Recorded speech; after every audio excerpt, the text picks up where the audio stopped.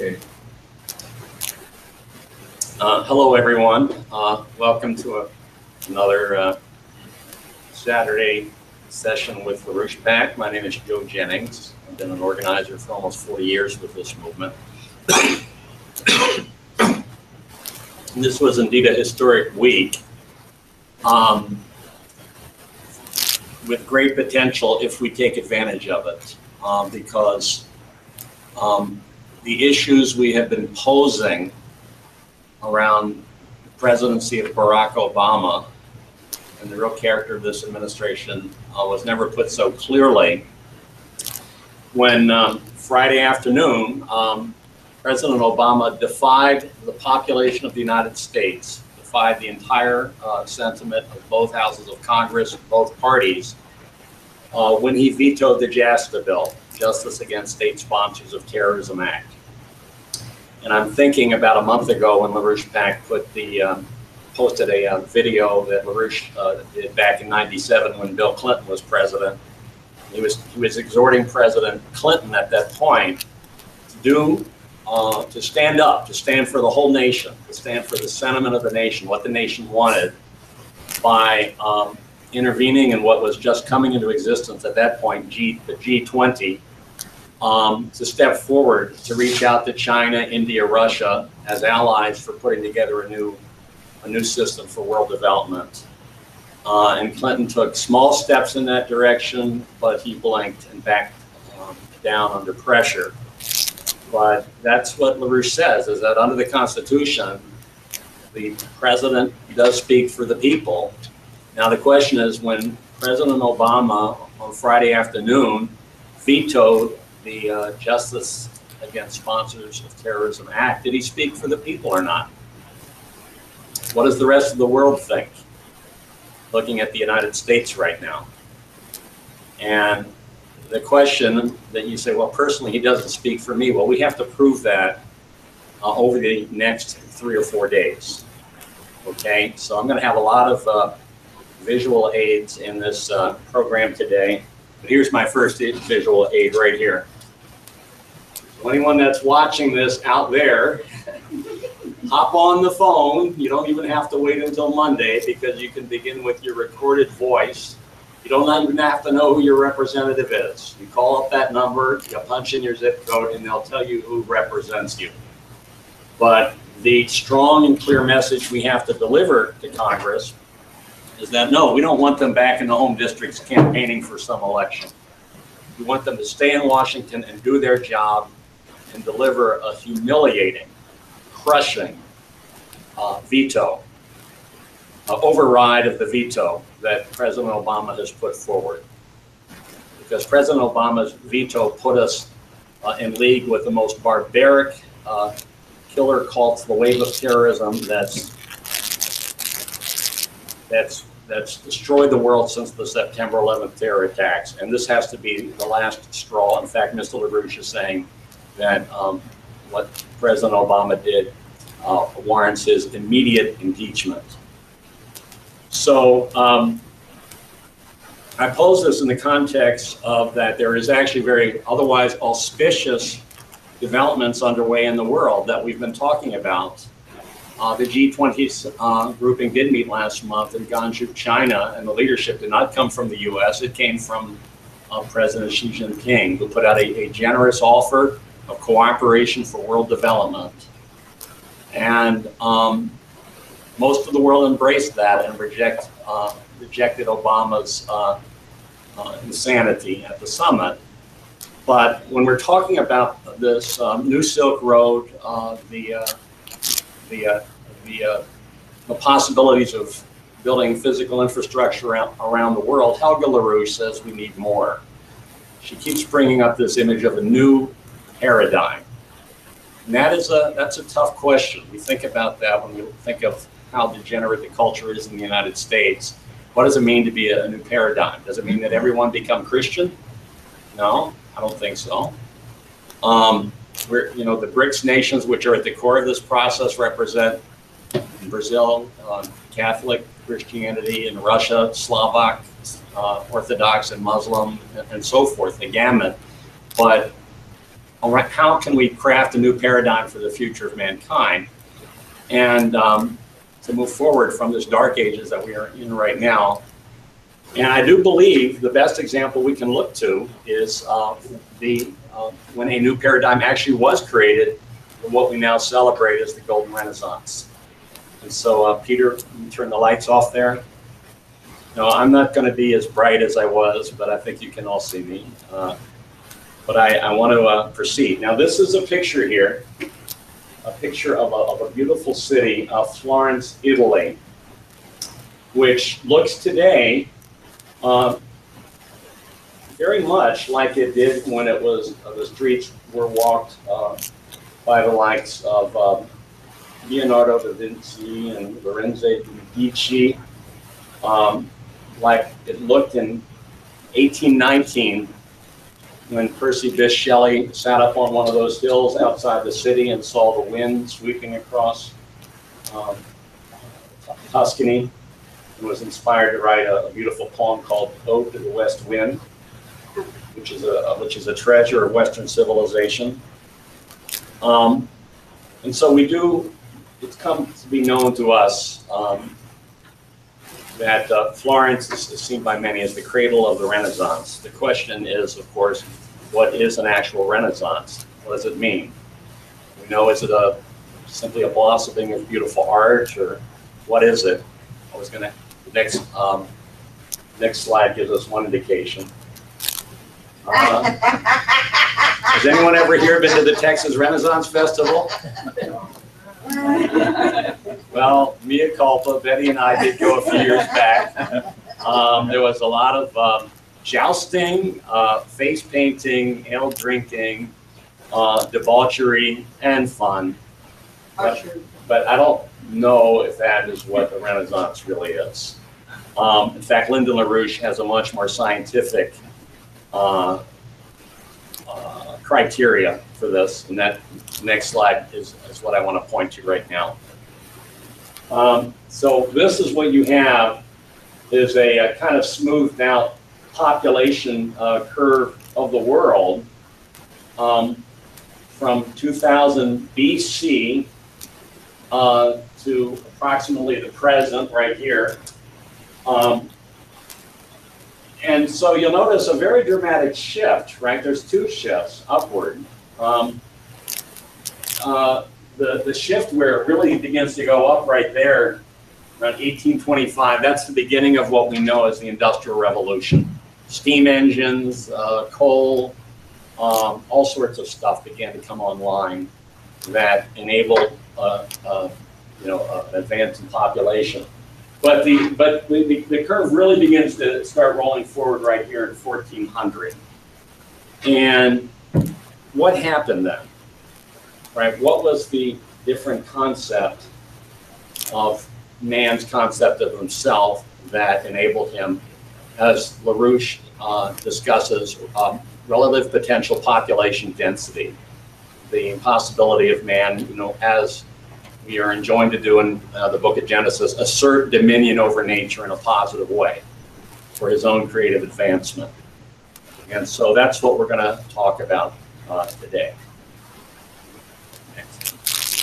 So coming out of the collapse and decline of the Roman Empire, Rome had ruled the world more or less for about 800 to 900 years and maintained a certain kind of stability, but there was very little progress. In fact, toward the end, they were just looting their subject populations. But when it fell apart, this was a shocking reassessment for civilization, and things degenerated into tribalism, localism. There was a great collapse in population. But there were advances along the way, but it depended on basically having a good monarch. And the one I point to here was Charlemagne, Charles the Great, who was not Italian or Roman. He was a Frank, what we call today France. But he conquered a lot of the subject tribes in the north, the east, and the west, and pulled them together under what became known as the Holy Roman Empire. And he did go to Rome and receive the crown, so So you had united at that point the Christian church and a new empire with a Christian, at least, name attached to it. And certain progress was made. Under Charlemagne, you had advances in plowing. You had the introduction of water wheels, windmills, right? And also, he actually had an education program that mostly existed around the monasteries and certain universities, of translating old works, mostly Roman works. But this was not disseminated by and large to the population as a whole. And then he died.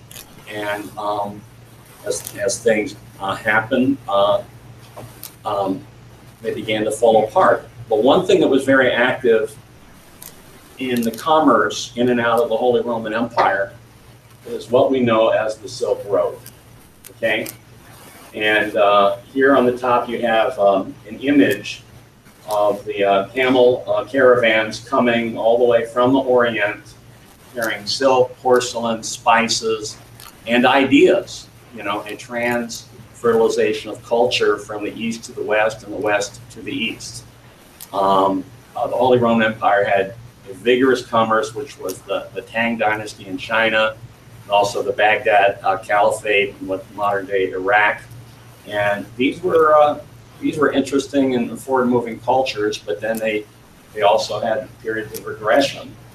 But as you can see, as the convergence of the roads, as you head toward the west, very, very important convergence point is right where those two, at the very western side of that map there. That is Constantinople. Okay, so you can see if you're either taking this, the land route across modern-day Turkey or the sea route across the Black Sea into the Mediterranean, either way, you have to go through this toll booth, which was called Byzantium, but in I think it was 312, Emperor Constantine had a vision, became a Christian, and he relocated the seat of the Roman Empire out of Rome to this city, which was renamed from Byzantium to Constantinople. And for 800 years, it was the largest city in the Western world. When everything else had dispersed, Constantinople had over 500,000 people. It had highly fortified walls.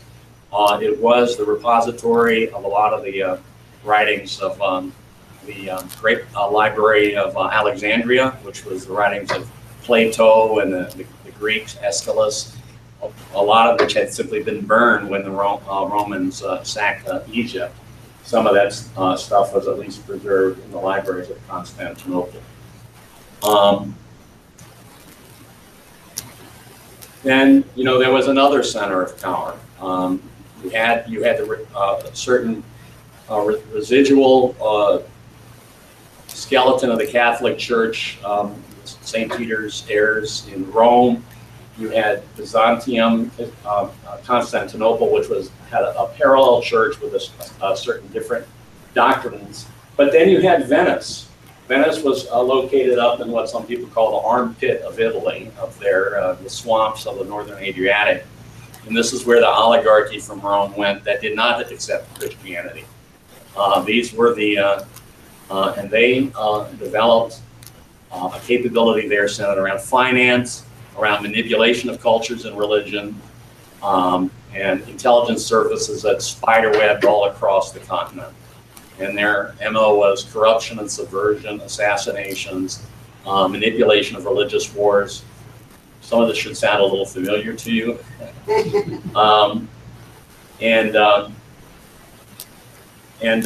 So this was what any force had to contend with. Plus, Venice had a way of cultivating alliances with the most barbaric of all the religions.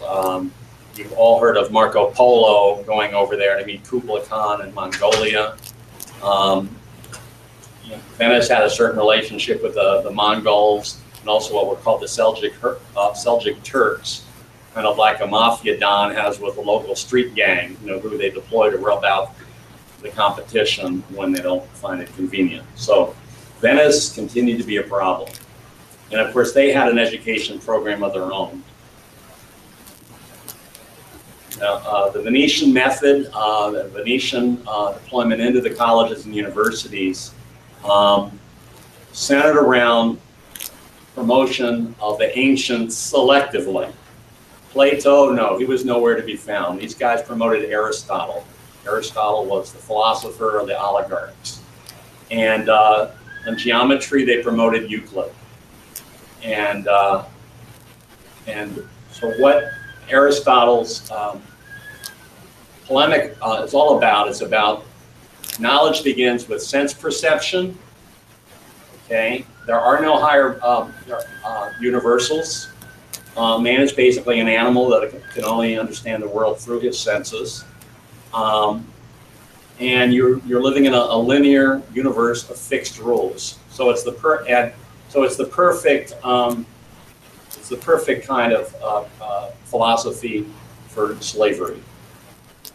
And matter of fact, he said some people are born to be slaves. That's right. He said some people are born to be slaves and some not. He had a really very bad view of women, who he called, you know, half-developed men and so forth. So, but what happened is because the Venetians got control of the universities and religious institutions, the scholars, what was called scholasticism, had a whole school trying to reconcile Aristotle with the Catholic religion.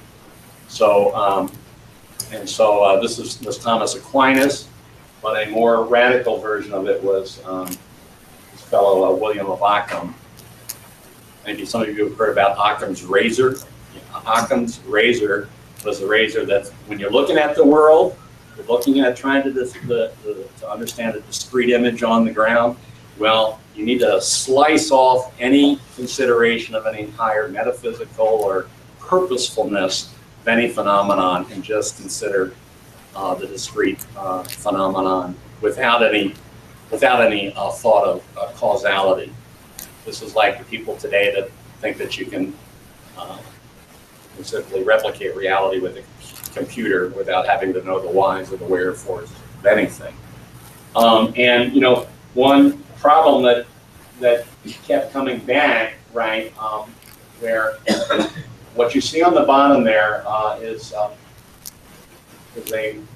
geometry problem that has vexed people for years, for a long, long time, called squaring the circle. Because the square is easily divisible, it's rational, you can divide it in half, it is basically a representation of the discrete material world we live in. And then you have a circle. Circle has no singularities at all. Circle is eternity. The circle has no beginning and no end, right? And so the question is it possible to construct a square using this was the Euclid rules, using a compass and straight edge that would enable you to have the same area of the square as the circle. And one way of looking at this as you go from the left to the right is that if you keep dividing up into more and more pie slices, right? You know, one on the inside and one on the outside, you seem to be getting closer and closer and closer to that circle. But we said the circle has no singularities. And you're actually creating more corners, more edges, more vertices, and so forth. So you're actually getting further away from the perfection of what the circle is. And this coheres with the Aristotelians, because they said there is no link. You're on the ground, you got your mortal life, your existence here. That's it, baby. You know, there's no higher mission or purpose for existence except to, you know, follow the rules as handed down by the oligarchy. So, but not everyone accepted that. So the Venetians didn't like the fact, since they were largely a seafaring and a banking power, they didn't quite control the you know, all the trade routes going toward the east with the Silk Road. And you know, so they resented the fact that Constantinople existed as a somewhat independent power. Also, because they had done tax farming throughout Europe, you know, getting more and more tax revenue from the farmers' crops. Farmers would lose their land. You'd have crop failures. This created a population crisis, a crisis of overpopulation in 12th, 13th, 14th century Europe. And so since they happened to control the papacy at that time, the Venetians had a way of dealing with the population crisis. They launched a bunch of wars, religious wars under the names of the Crusades, to free the Holy Land from the infidels. And all the local kings and dukedoms were expected to ante up the money, or take out loans to hire private armies to go there marching to free Jerusalem. Of course, if they didn't have the money, they could, with a nice Venetian banker that would loan it to you with interest. But then in one crusade, I think it was 1260, they said, well, look, Byzantium, they're actually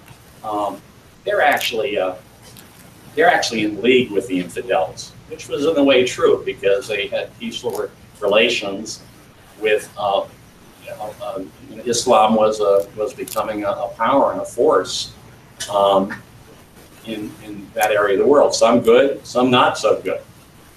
But what the Crusaders found out is that they got halfway across the Mediterranean toward Jerusalem, and then they made a quick left turn, and they went to Constantinople, and they looted the heck out of it. They just burned it. They stole a lot of the great treasures. There's two big bronze lions in the square of St. Mark in Venice that were stolen from Constantinople. So Constantinople continued to exist as a force, but in a greatly reduced capacity. So into this world of chaos, there were schisms in the Catholic Church. We're introduced now to a unique historical individual named Dante Alighieri.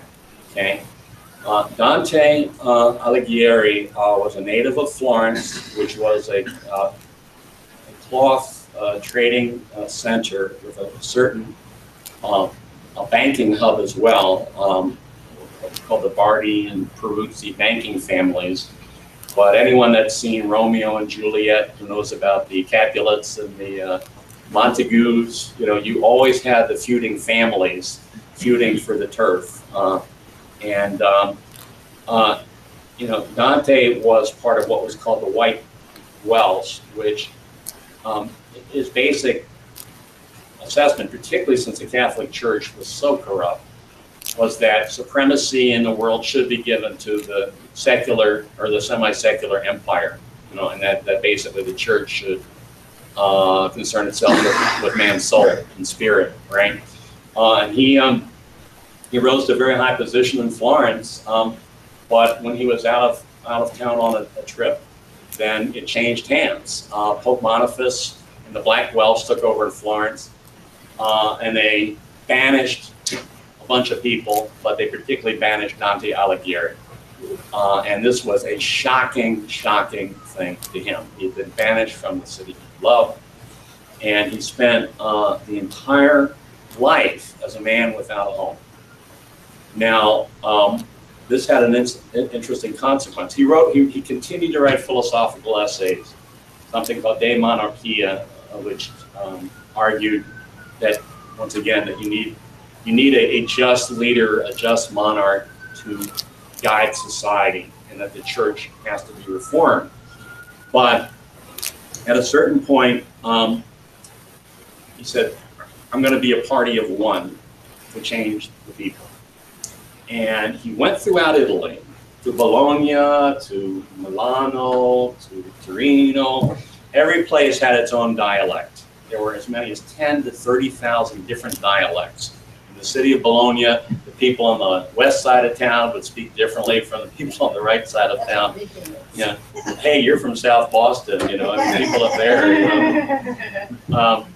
And what he did is that he went through this, and he figured it out.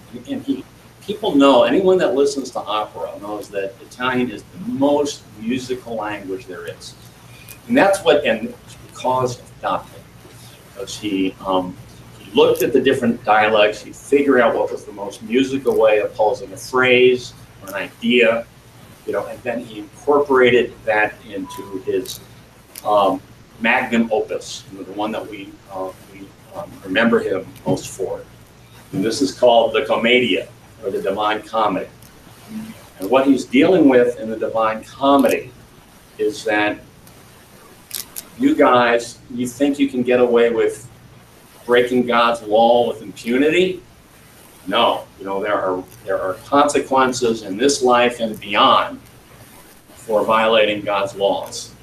And what he composes is an imaginary trip where he finds himself in 1300, right at the turn of the century, in a deep, dark woods. He can't find his way out, and then appears the fellow you see on the right there. That's a picture of Dante on the left with his hand up. I think this is by Daumier. And the fellow on the right is Virgil. Virgil, who we all know as the composer of the Aeneid, in Latin, which is the chronicle of ancient Rome, it's dating from the Trojan Wars forward, part historical, mostly mythical. Nonetheless, Virgil puts himself forward as I will tell you, we're going to bring you back to life, but you have to take the long trip through hell, through purgatory, and then, yes, you'll go to paradise, right? And so this is what he does. And it's very musically composed from beginning to end. It's something everyone should read. Some of it seems outright archaic, because he's really insisting upon the supremacy of the Catholic Church and so forth as a guiding force. There's elements of ancient mythology in there, but he's giving people a broader and wider view of the world. He begins it on Good Friday evening, and he's talking where the sun is, the moon is, the stars are here, and we're here in Jerusalem. We're going to go down to the other side.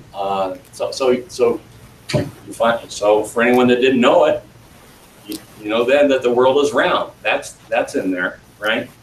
And so next one, Mike.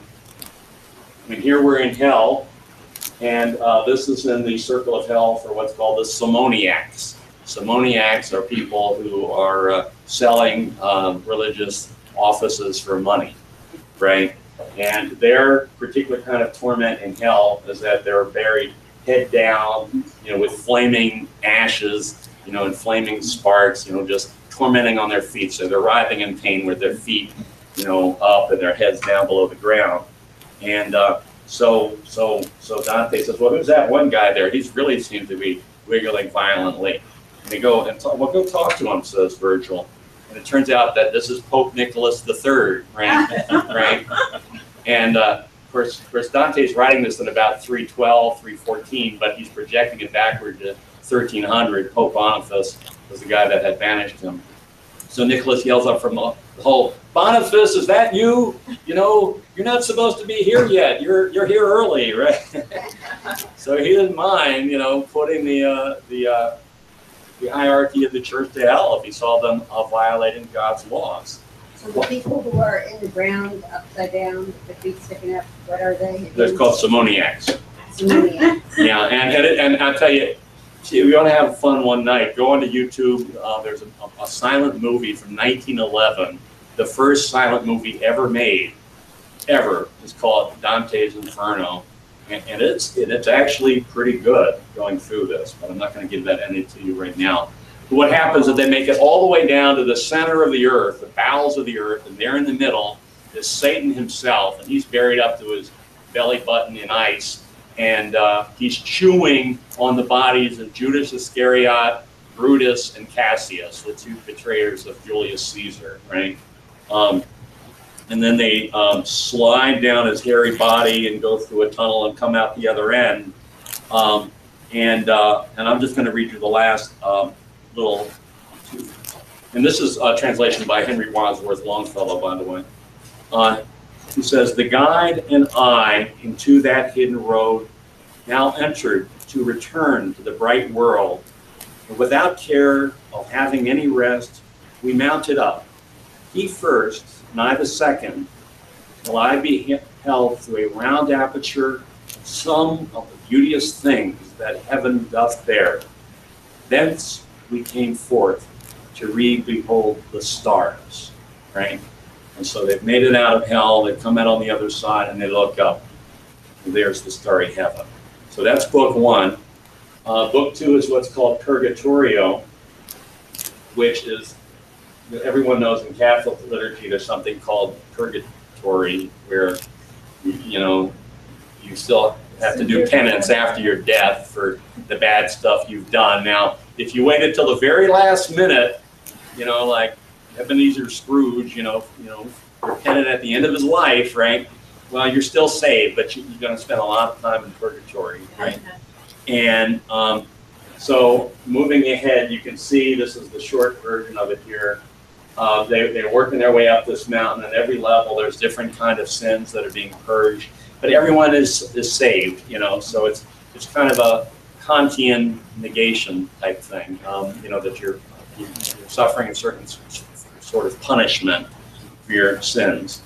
But they make it to the top, and at the top is the Garden of Eden, earthly paradise. The paradise that was thrown away when Eve ate the apple and the serpent and all that, But so this is what he's saying, is that where mankind, what mankind threw away at the Garden of Eden. But anyway, and what happens up there is that Virgil really can't go any further, because Virgil represents the pinnacle of pagan virtue, right? Virgil, in his afterlife, is in a place called Limbo, where the virtuous non-Christians are. But he can't go any further. But there, Dante is united with the love that he lost Beatrice, who a woman that he knew early in life who died. And after his banishment, he began to think about this woman as the paragon of virtue. So he brought her into the play as his guide into paradise. But before he goes there, he has to actually pass through a wall of fire, right? He has to go through an actual wall of fire. He says, but I knew Beatrice was on the other side, so I was going to do it. And he says, and I would have jumped into a sea of burning glass to cool myself off, he says, right? Because this fire was so intense. But that purges the last vestiges of the sin out of him. And here's how this one ends, this book. If, reader, I possessed a longer space for writing it, I yet would sing in part of the sweet draught that ne'er would satiate me. But inasmuch as full are all the leaves made ready for the second canticle, the curve of art no further lets me go. From the most holy Walter I return, regenerate in the manner of new trees that are renewed with a new foliage, poised and disposed to mount into the stars. So they come out of hell, they're looking up, they're seeing the stars now, they're going to move there. And so the final one is paradise, and I will leave that to you. What he introduces in paradise is a certain amount of science, actually. So once again, think about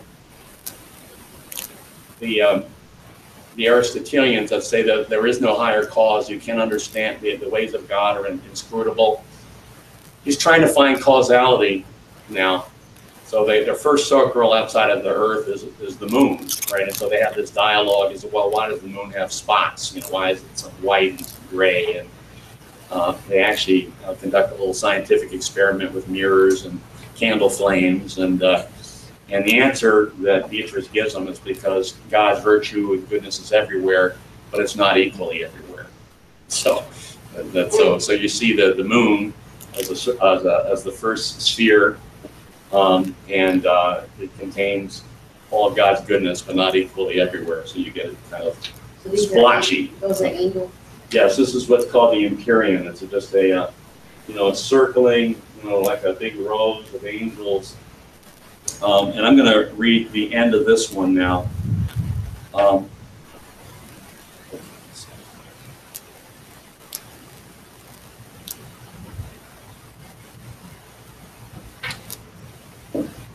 So he's here at the very limit.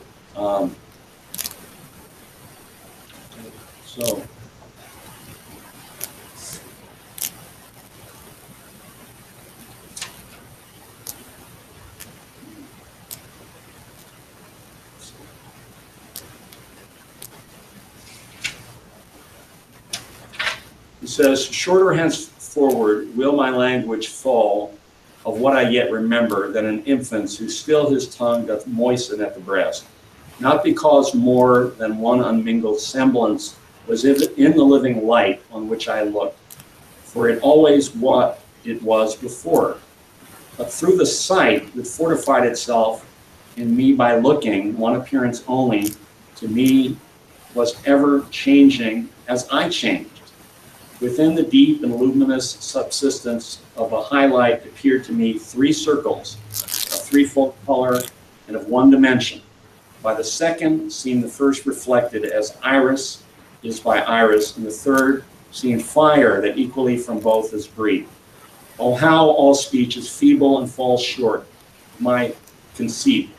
And this to what I saw is such, 'tis not enough to call it little.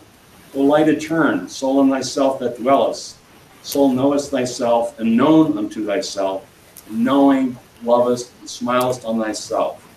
That circulation which being thus conceived, appeared in thee as a reflected light, when somewhat contemplated by mine eyes. Within itself, of its own very color, seemed to me painted with our own effigy, wherefore my sight was all absorbed therein. As the geometrician who endeavors to square the circle and discovers not, by taking thought, the principle he wants. Even such was I at the new apparition. I wished to see how the image to the circle conformed itself and how it there finds place. But my own wings were not enough for this, had it not been that then my mind there smote a flash of lightning, wherein came its wish. Here vigor failed the lofty fantasy, but now was turning my desire and will, even as a wheel that equally is moved. The love which moves the sun and other stars. So there's a lot there, right? One, you might have noticed that all three of the books ended with the word stars, right? And but this one, you're looking down on the universe from above, right? The love that moves the sun and other stars. It also has this glimpse into eternity, and somehow or other, at the point of eternity, the square and the circle can be reconciled. That's the image that he puts forward. And so this book was not an instant hit. You know, I mean, obviously the papacy at that point didn't want to see this, and Dante died almost as soon as it was finished. But throughout the book, there are, you know, dire warnings to Florence, mend your wicked ways, and so forth. Well, Florence didn't quite get the message, and in the next slide, we'll see what followed from his soon after the death of Dante.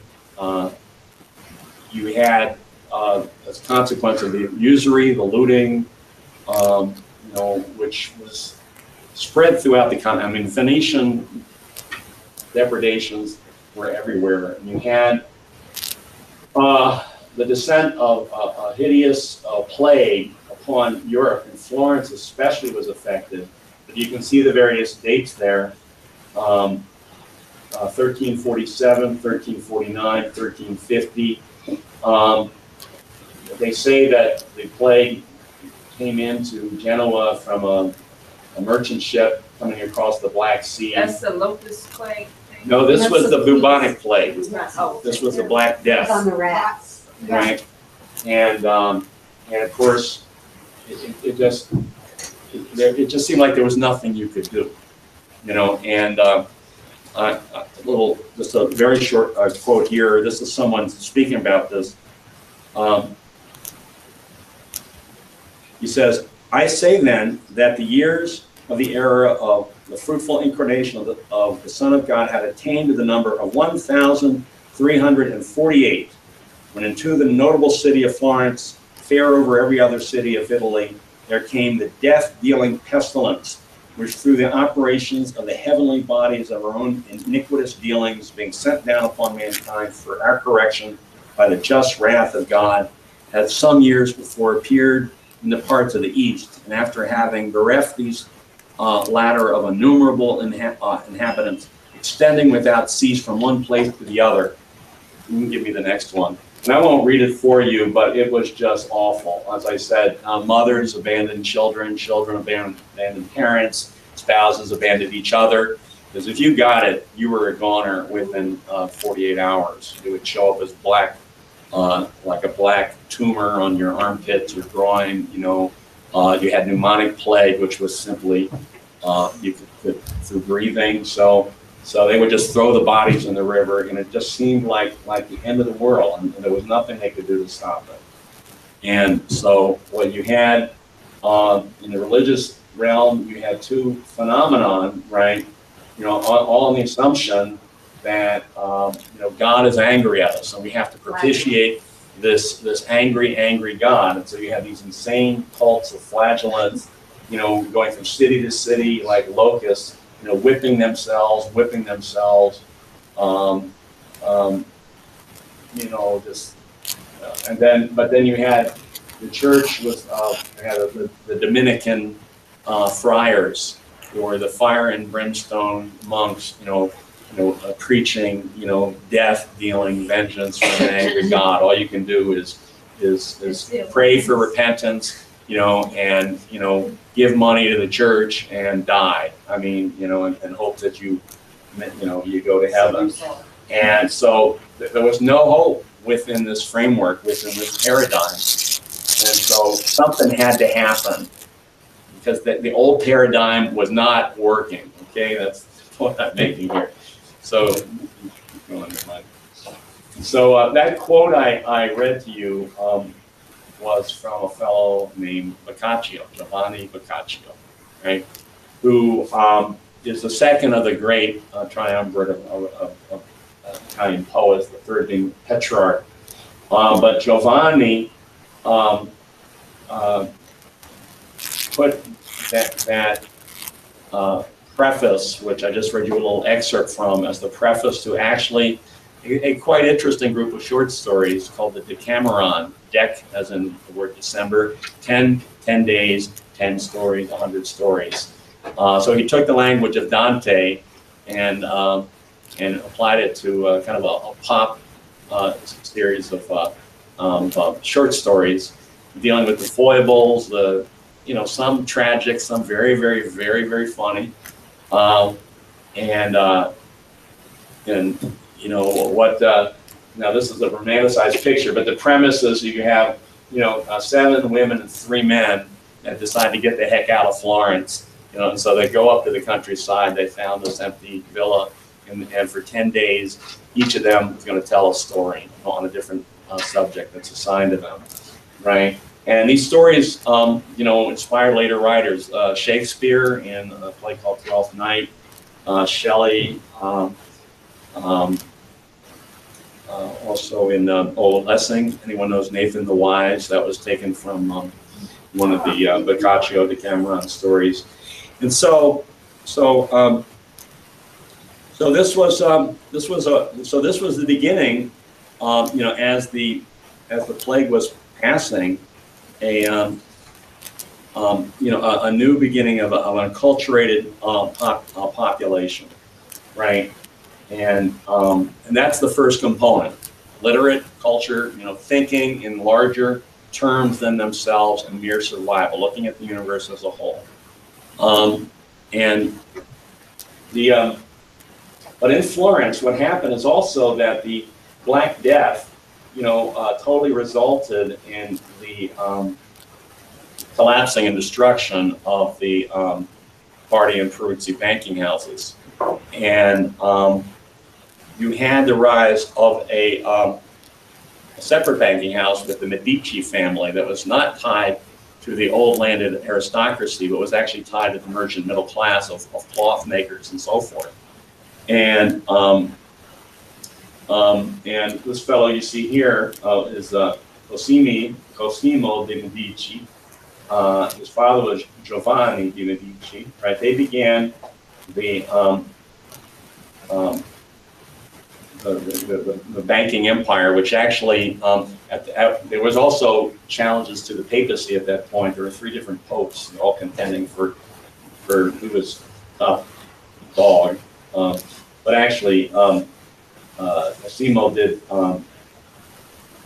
He became the banker to the Pope, or was later called the anti-Pope, John the 23rd, and but then his family and his associates came to power in Florence. They rewrote the tax code. They gave tax cuts to the middle class, right?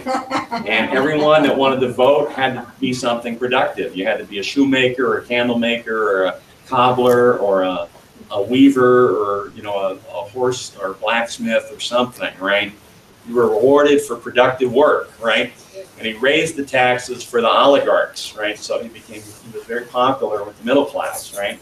And you can see how he would, you know, since he really was in a constant battle with papacy, or that he would like to see the propagation of Dante. He built 3 different libraries, and he was the fellow that commissioned Filippo Brunelleschi to put the dome on the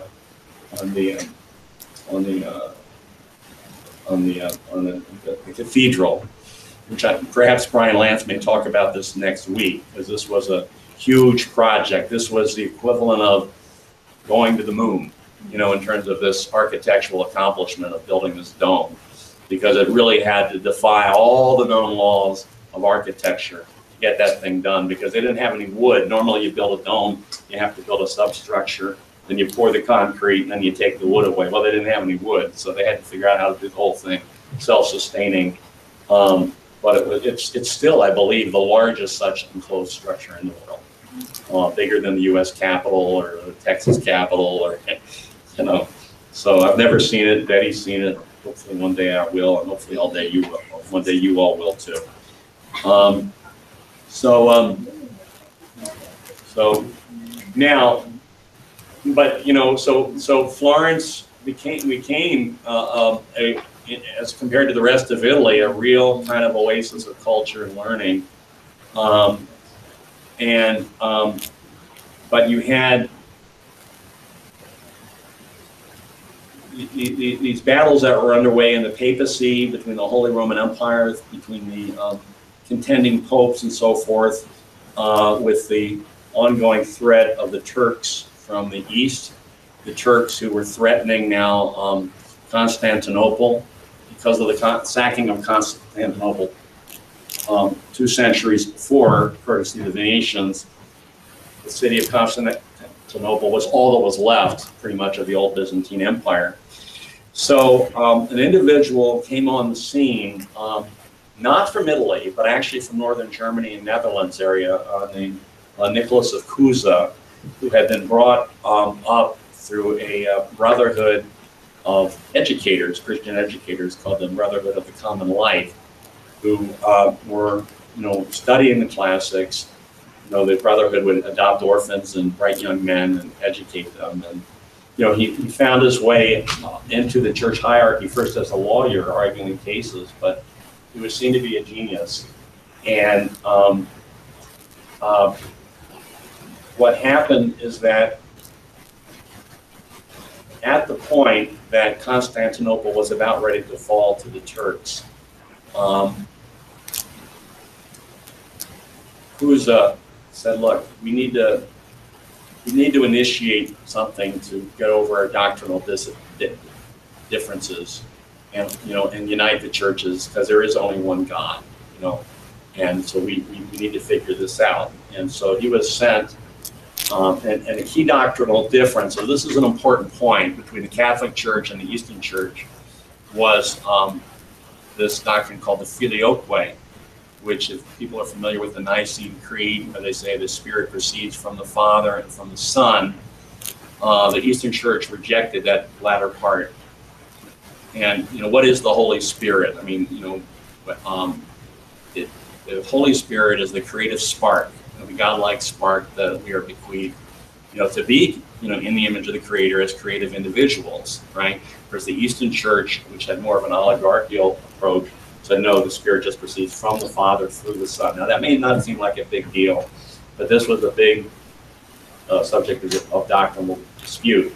But nonetheless, Cusa led a delegation of Western thinkers to Constantinople, and he organized them to come back to Ferrara, but then the plague hit again, and so they moved the council to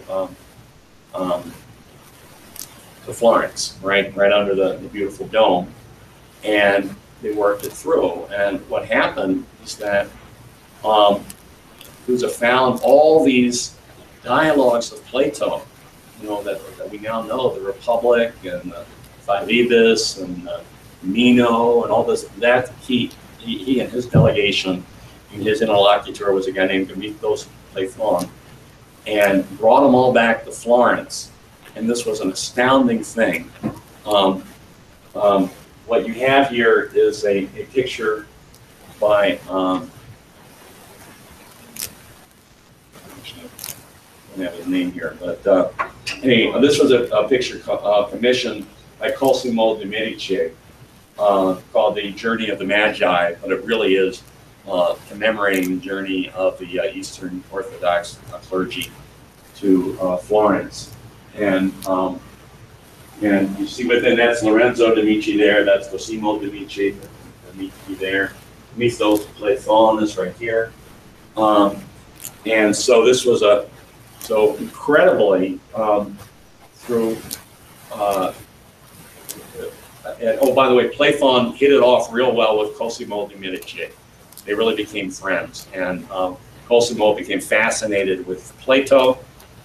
He actually commissioned the commencement of a Platonic Academy. That's when they're going to the Council of Florence. Yes. To meet for the truth. Yes. So, well, this was probably after the fact, but they painted the picture to commemorate this wonderful event. Can you say the years? This is 1339. 1439, yes, 1439, yes. Was it Paolo Cello? No. I think it's on your, is it scribbled on yours right by, it's a 24, you see a name scribbled there? No. But it's a ZZ OLI or something. Yeah. But anyway, it's a very, very famous picture. It's a huge picture that commemorates this. It's actually, I think, a mural, and that's only part of it. So what's going on in the picture?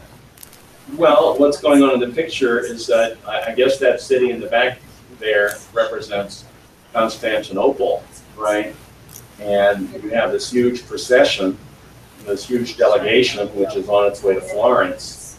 But it's basically like your high school yearbook, class photo or something, where everyone, that's anybody that was in this delegation, has their picture, in there, right?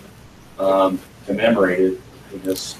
These are priests right. and bishops. Yeah, and so anyway, it was an amazing accomplishment in terms of the military alliance that they established. I'll come back to that, but what you did have, with Cusa and with Florence in general, and Cosimo and Lorenzo de' Medici, is once again the power of Plato. Platonic dialogues are totally different than Aristotelian tracts, because Aristotle is handing down his dictum on high. This is the way the world is. The world is divided up into categories, right? Right. I'm the Lord, you're the slave, right? But Plato's dialogues are the pursuit of truth, and you usually have 3 or 4 interlocutors talking about something. You don't really quite know who is speaking for Plato, although normally Socrates is the wise individual in these dialogues. But those of us that have to go out and organize and educate every day, like when you ran into us down in the tunnels there, it's not just a question of us telling people what to do.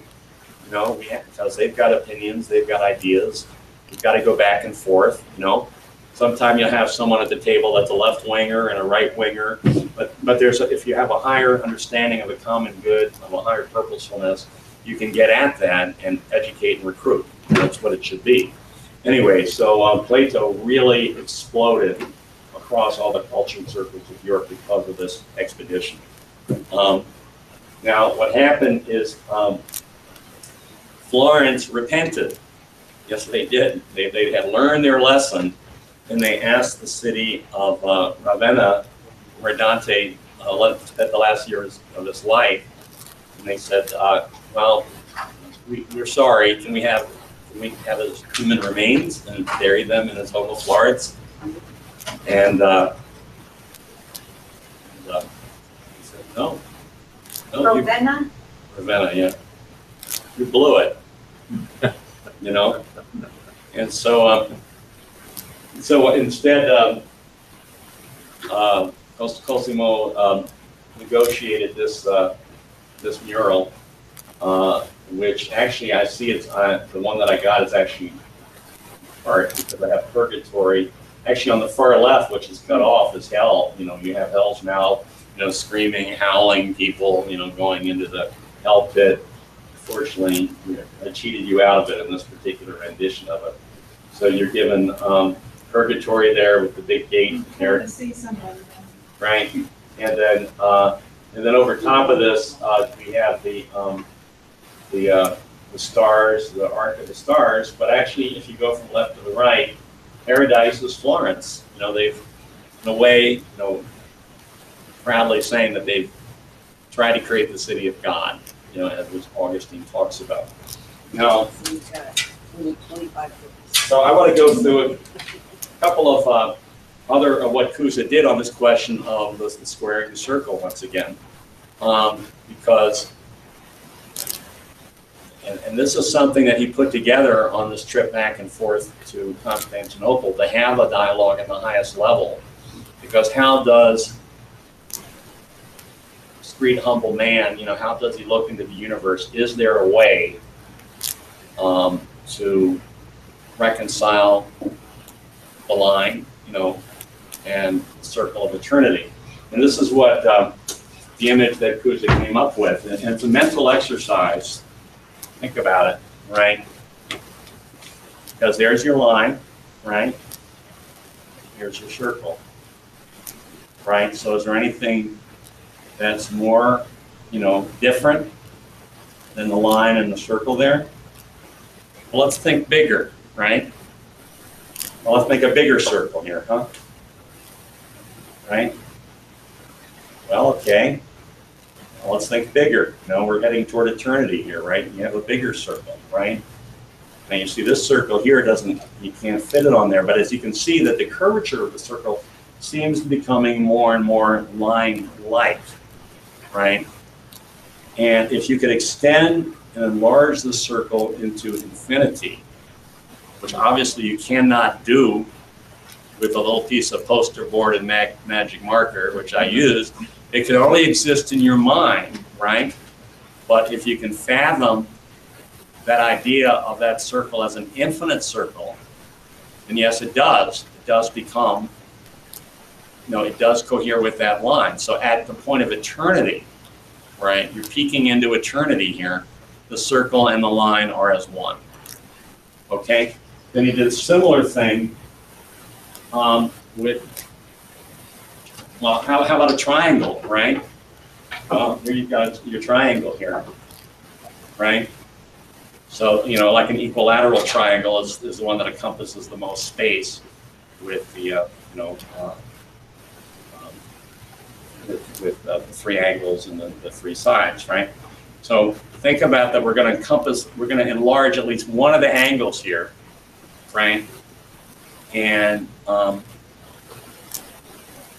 now, as we're going out here, now if we're encompassing the same space, but we're enlarging one of the angles, then the bottom base of the triangle has to become, you know, longer and longer and longer to enclose the same space. And then from top to bottom, it's getting shorter and shorter and shorter.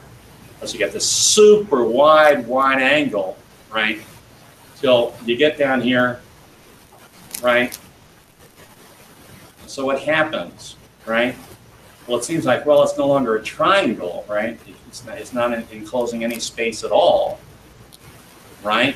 But no, at the point of infinity, at the point of eternity, the infinite triangle also becomes the infinite line, which is also the infinite circle, which encompasses the whole universe, right? And so what Aristotle is doing with these exercises, and we have a whole book of translations that our friend Will Wirtz translated for the first time from German into English while he was sitting in federal prison as part of this movement. But he goes through what Kuzu was doing is a whole array of dialogues, discussions, to get people to think like God thinks, right? Did God make the universe?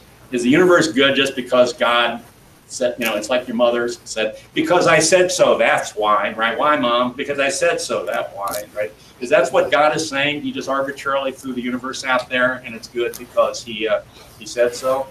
Or did God design the universe in the most beautiful way possible, right? And so therefore, since our mind is reflective of God's goodness and create a spark, then we can understand that. And this was the thinking of Kepler, 150 years later, 200 years later, looking at the data of how the planets moved and so forth, to come up with this elegant picture of the elliptical orbits of the planets and so forth. So it's a totally different concept of man and God and science as you got from Aristotle. The problem was, a couple of more things here. After Cosimo Medici died, you did have this continuing blossoming of art in Florence. We're all familiar with Leonardo da Vinci, of course, right? Who was a universal genius. At the end of this class, if you take a look at this picture here of Leonardo and look at the picture on the back wall of the School of Athens by Raphael, you'll see that Raphael paid a compliment to Leonardo by giving his face to Plato in that image. But on the right, I can't prove it, but I do believe that everyone's familiar with this famous picture, this was called the Vitruvian Man. And I think in his own way, Leonardo is getting at, he has the man inside the circle, and the corresponding square that, man, perfected man, body, spirit, and soul is the median between the square and the circle. Now, Raphael, I don't think ever made it to Florence. He was mostly in Rome. But this is a picture of the Transfiguration, where you can see the three levels of man, as we kind of saw them in the Commedia, right? Where you have an epileptic little boy on the bottom, everyone's going crazy trying to solve, to deal with that. You have the apostles in the middle who are blinded by the light. You have Elijah and Moses, and you have Jesus. But the interesting thing about Jesus is that, you would think that if you were up there, you would kind of see him at kind of a foreshortened. But he's right there looking right at you, and you actually, to see it, you actually elevate yourself up to the level of Jesus, right? Whereas you're actually looking down on the people below. Next. Oh, who's blinking? So what happened is that, remember the Council of Florence was in 1439, where the alliance was sealed. Constantinople fell in 1453, 14 years later, and it was horrible. And there was probably a good deal of Venetian perfidy involved, but they just ransacked the place and looted it, and burned the libraries and so forth. And at that point, the toll booth, the entry point into the Black Sea was, for all the commerce of the Silk Road, was largely cut off from the West. So the Pope Pius at that time was being pushed by the Venetians. Okay, we have to have a holy war, to free Constantinople from the infidels, right? We have to go. And now here they've been supporting them. Anyone heard of a guy named Barack Obama? He's been telling, and before him Bush, who's saying, well, we have to go to war against the Muslims. We have to invade Iraq. We have to invade Afghanistan. We have to invade Libya. Did we invade Saudi Arabia? No, because we had a winking alliance with Saudi Arabia around the September 11th terror attacks. You know, and that lie was never supposed to come to light. But this is the method of the oligarchy. You know, it's called the Venetian method. You know, for them, they have contempt for all religions, you know, including Islam, right? And so the Venetians helped pave the way for the sacking and the looting of Constantinople. Cuso was being asked by Pius to join a delegation to Venice. That would have been a heck of an organizing mission, because Venice wanted to get the whole church involved in a military war against the Muslims. But halfway to Venice, Cuso died. Oh. However, a couple of the people that were part of that expedition, I think his name is Lucia Pacioli, and Fernando Martin, who was from Lisbon, Portugal. They had some other conversations along the way, and we have very good reason to believe that they came up with their own counter-conspiracy to the disaster that had befallen the world. And, you know, I mean, Cuso, toward the end of his life, he wrote something called the De Pace Fidei, which you can read in this book, which is a dialogue between a Jew, a Christian, a Muslim, Orthodox, a Gentile, you know, right, where they're in conversation with each other, where they can come to a higher concord, you know, based on, you know, the power of reason and one God. So he was still holding out the possibility of a peaceful way forward. But at the same time, here's the conspiracy that I launched. His name was Christopher Columbus. Right? And in fact, Columbus, because they all knew about the roundness of the earth. They were scholars and studies of all the ancient writings. There had been earlier expeditions, some going back as far as ancient Egypt, you know, to circumnavigate the globe. But you know, Cuso's circle of friends, we have very good reason to believe, were the ones that promoted and advanced the mission of Christopher Columbus, because for their picture, Europe at this point was pretty much a basket case. It was hopeless, you know, and they had to get the heck out of there and try to find a new basis for operations for their faction, and that's what Columbus, you know, represented. With all the problems, and the realization of the idea of the republic that Cuso and company were hoping for, dreaming of, was not realized only in the Hispanic world, which was colonized by Columbus, but actually the principles of the Declaration of Independence very much mirror a lot of the writings of Cuso and his subsequent faction, Leibniz and others, about the idea of the brotherhood of, you know, all men created equal, so that was who we were. We were a project, the United States, a project of this Renaissance faction. Despite all the problems, progress, the idea of human progress, that if you worked hard, that the next generation could be better. You know, that was always the idea of the Americans. You know, sacrifice for future generations. The progress was good and natural.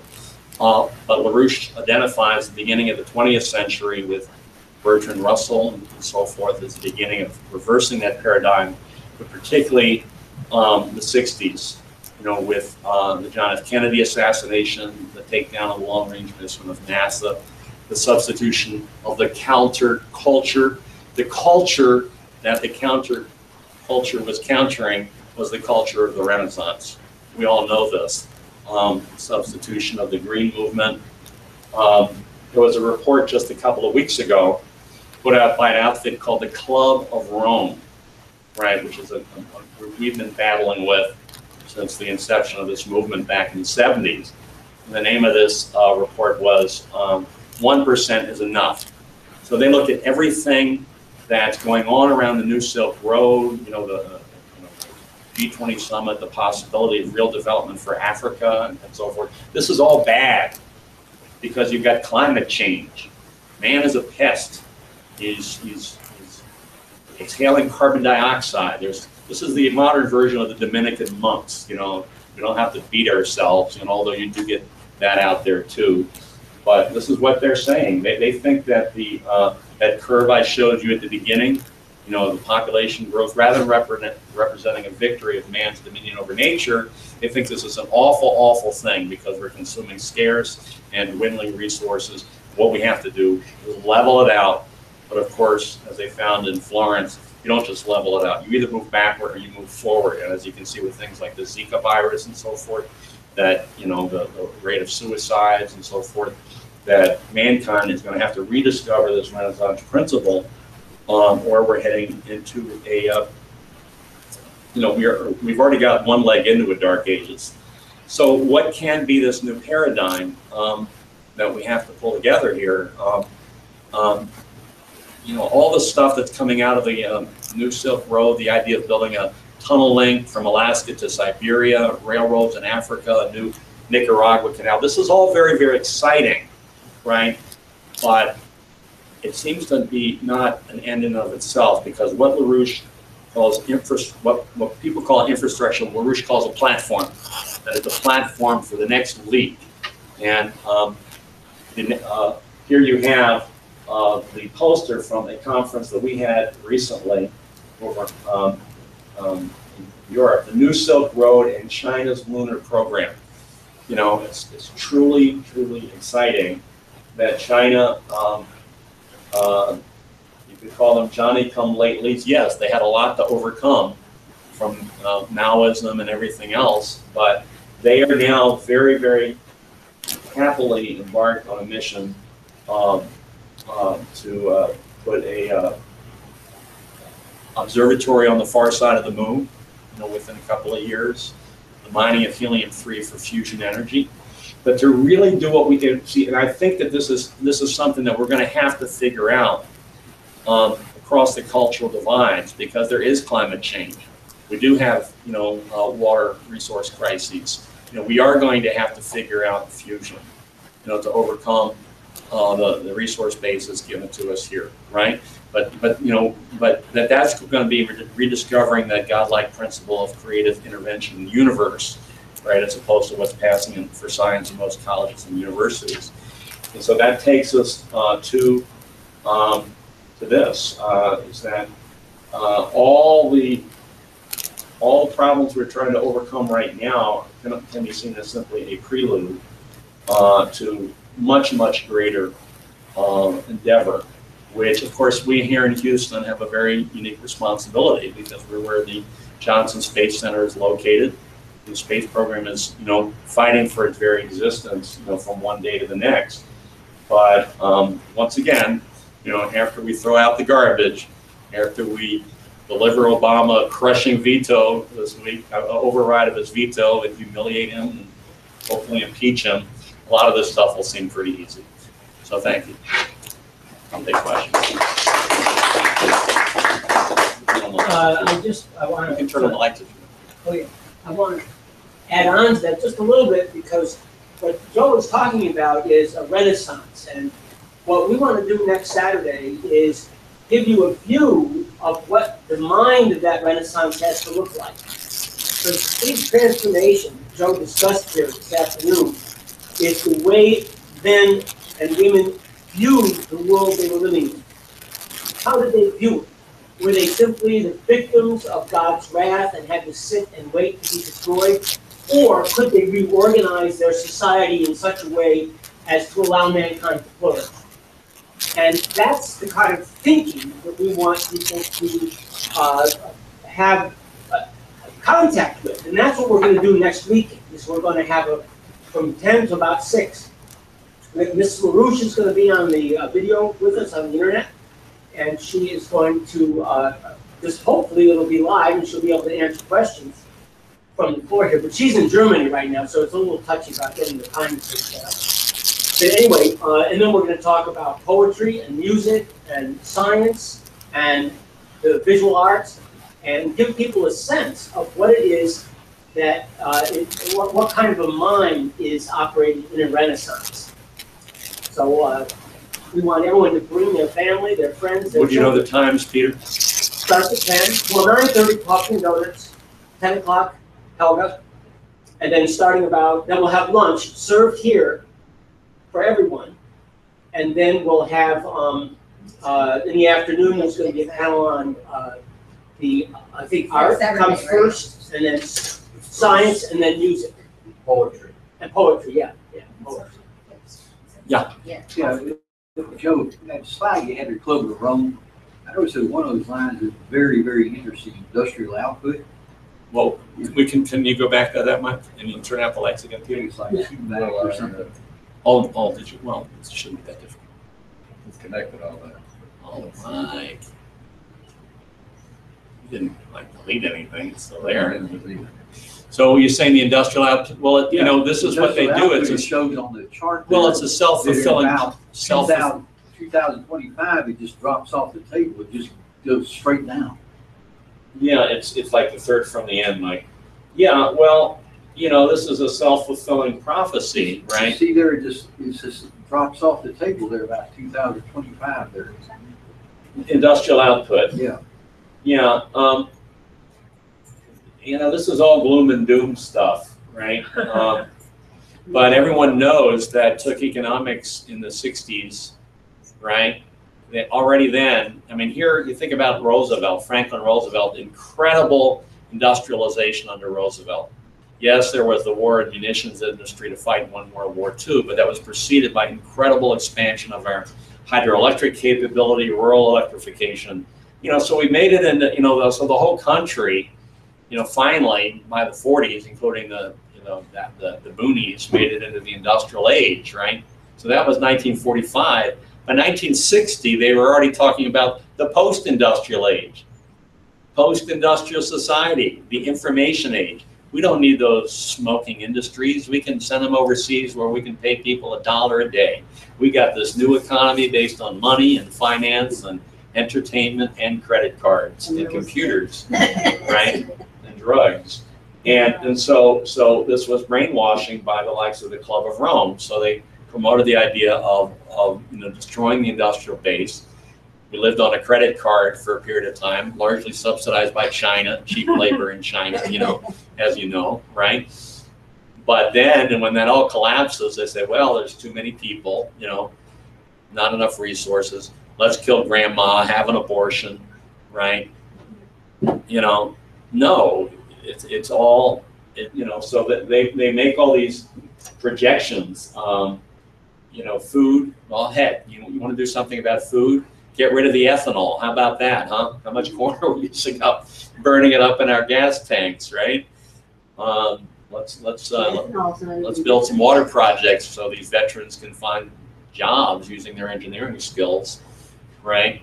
But you know, if your assumption is that man is a beast and the world's overpopulated, then they make up all the other data to fit that preconceived assumption. Joe did in one of his books, Down the War, using that same population chart. That when the population goes up, he said that's the beginning of the problem of climate change. Sure, absolutely. And there was something just this last 2 days ago or something. You remember in the briefing? Too many people, climate change, too many people. So, and unfortunately, that's been written into the Democrat. Yes, sir. I was in a lecture by a U.S. ambassador to Bangladesh during Bristol, and he was mentioning that Hillary Clinton once told him that Bangladesh is 55,000 square miles, and it's feeding 160 million people. So in Bangladesh, we can take that model and introduce this thing in Africa, maybe Africa as a whole. That's what the ambassador was saying. Hillary Clinton was sort of.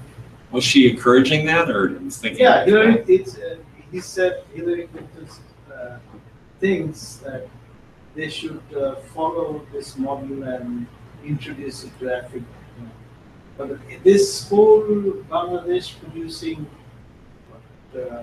all the food for 160 million people in that narrow in that small, Yeah, well, piece of that land. was something they had to fight for, because back in the late 60s, early 70s, I remember there was a huge famine in Well, Bangladesh. that was like, see, So what I'm saying is that certain things happen. I know they built some breaks to stop the monsoons, from wiping everything out. They had to build the it's all infrastructure. seasonal, Right, the greatest, harvesting time is April. right, That's the beginning of our new year. right. And I think Kissinger has something to do with it. For government actually bought grains from different countries, from Russia, I don't know, from other Vietnam, whatever. Uh-huh. And Kissinger sort of stopped that shipment. And till today, people in Bangladesh, the intellectuals, they blame Kissinger. Because our prime minister at that time, or president, he shipped some jute bags to Castro. And What Kissinger- bags? Jute bags. Jute. Sack, the Jute. Jute, J-U-T. Right, okay. Like- Butcher again. Jute bags, okay. Well, I will tell you that in Baltimore, we hanged Henry Kissinger in effigy when we found out about this. Does anybody know that actually that's what happened? He got angry. Why you were dealing with Fidel? But our president at that time, he said, hey, we love him. We, I'm kind of a socialist, he's kind of a social communist. I know. we were going to hold a conference in Cairo or Alexandria, I don't remember, but in Egypt. But this was, 40 years ago almost now. And Henry Kissinger was upset, and he called up the president of Egypt and said, if you don't cancel that meeting, we're turning the ships with food around. That, they use food as a weapon all the time. There is Wow. a book, The Trial of Henry Kissinger. Yeah. And this Yeah. whole, Right. episode is, kind of. It's elaborated, Yeah, Yeah, but- he has one chapter. But if you want, by next week, if you want, I'll find that. But there is a picture of a rally, because I was the one that made the effigy, of course, out by Johns Hopkins, in Baltimore, where they were involved in the sterilization program in the third world and so forth, and Kissinger's population reduction, which he actually had Jerry Ford introduce the imposition of contraception and birth control on Bangladesh and India and Pakistan as a precondition for food aid, right? So, yeah, he's evil. And he wrote that NSSM 200. Yeah, and SSM 200. Plus, who one of Hillary's foreign policy advisors is district. Oh, right now? Yeah. Oh, yeah, that's Oh, true. I didn't Yeah, know no, that. yeah. I did not know that. Hillary Clinton's foreign policy advisor Oh. to be Oh, sure. Kissinger. Another Really? And reason. she announced Kissinger. Oh.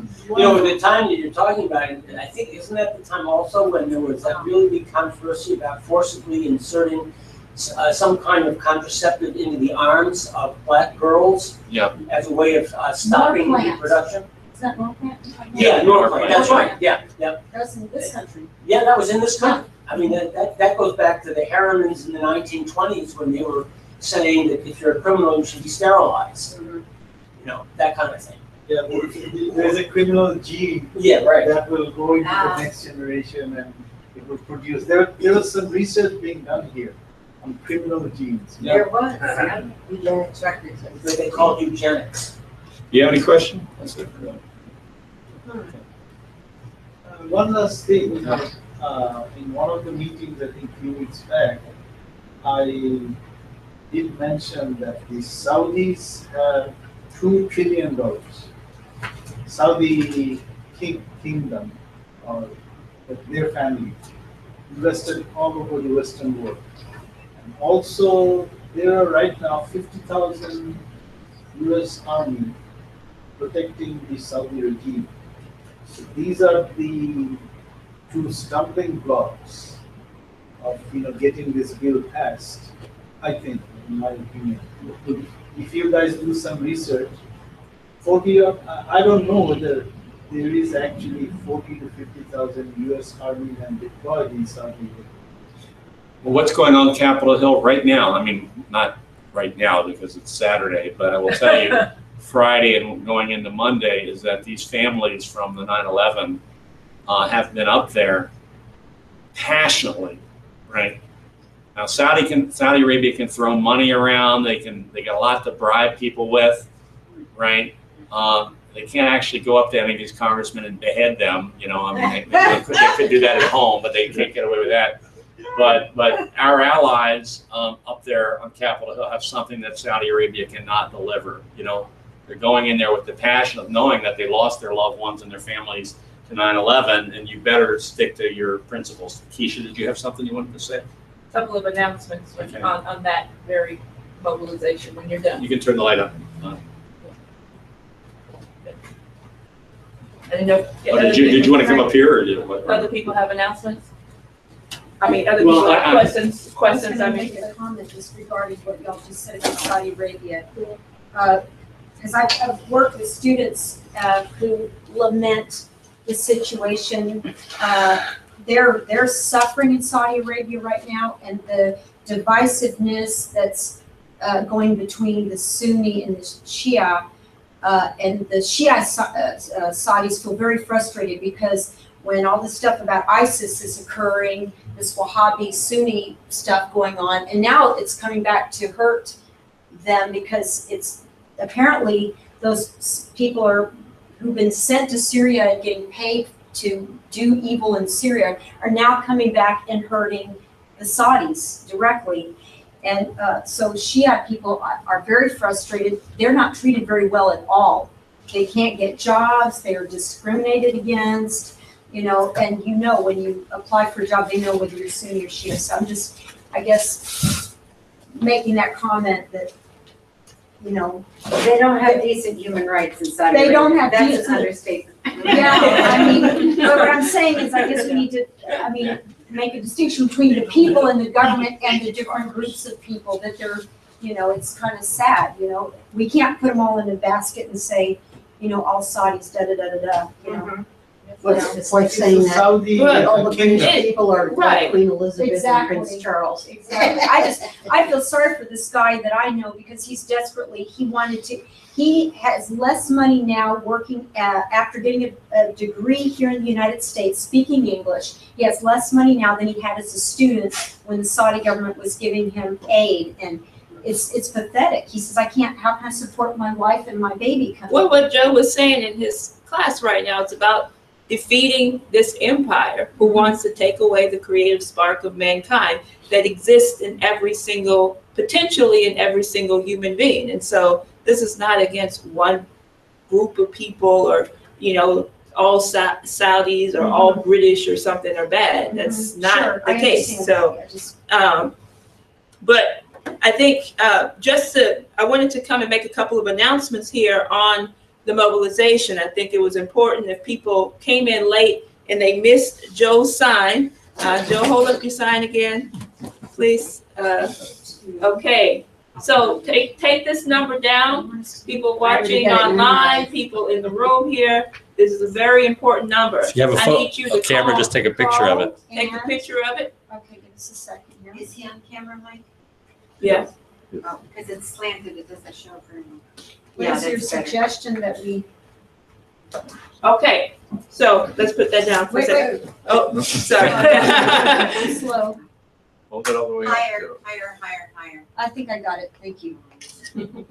All right. So I'm going to read a quick message to you. The message is, throw the bomb out now.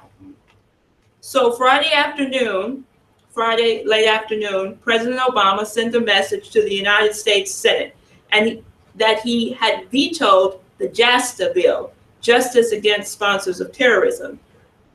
He elaborated a lying explanation only underscores the point. The President of the United States has committed an act of supreme treachery against the 9/11 survivors and families, against the American people, and against the cause of eradicating the terrorist scourge that haunts the planet as a whole. This is nothing short of a high crime and misdemeanor that demands his immediate impeachment. The Saudis and their British partners in the 9/11 atrocities are the enemies of the United States And President Obama, by his actions, has made clear that he is more loyal to those enemies of our nation than to the citizens of the United States and the Constitution, and the U.S. Constitution, to which he swore his allegiance. This demands immediate action. First, the United States and the United States Senate and the U.S. House of Representatives must immediately vote to override Obama's veto by an overwhelming majority. And second, the House must immediately proceed to launch impeachment proceedings against the president, which are already long overdue. This message must be delivered loud and clear throughout this weekend so that when the U.S. Senate returns on Monday morning, there is no single member who would dare to side with the president. The crimes for which Richard Nixon was impeached were penny ante compared to the single actions taken by President Obama on September 23rd, 2016. So what we are asking each and every one of you to do, and also those who are watching, to call the number again, 202-224-3121.